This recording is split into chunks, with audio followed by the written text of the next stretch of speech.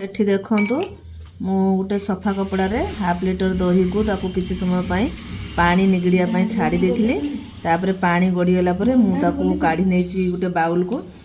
एबे मु कढ़ा गरम कर नेछि।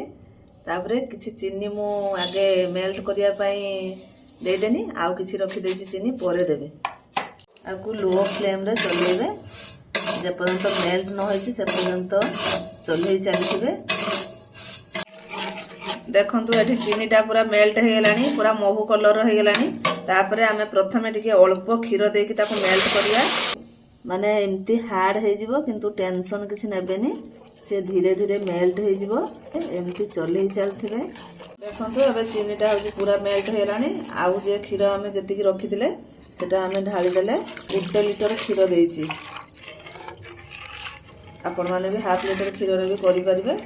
क्षीरटा को फुटे नेबे हाई फ्लेम रे फुटे नेबे। तापर क्षीरटा फुटी साला परे लो फ्लेम कर देबे।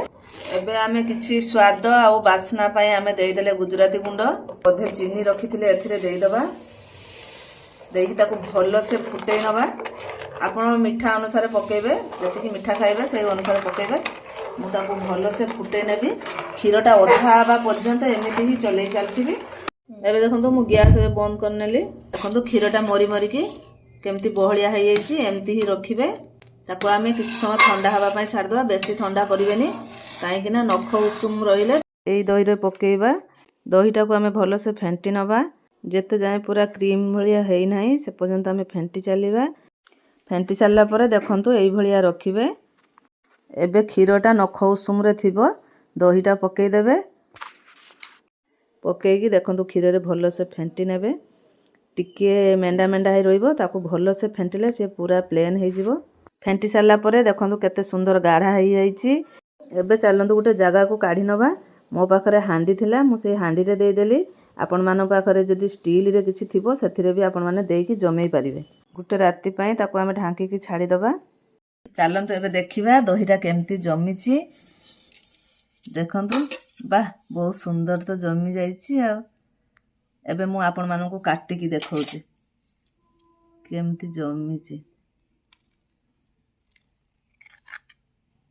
देखंतु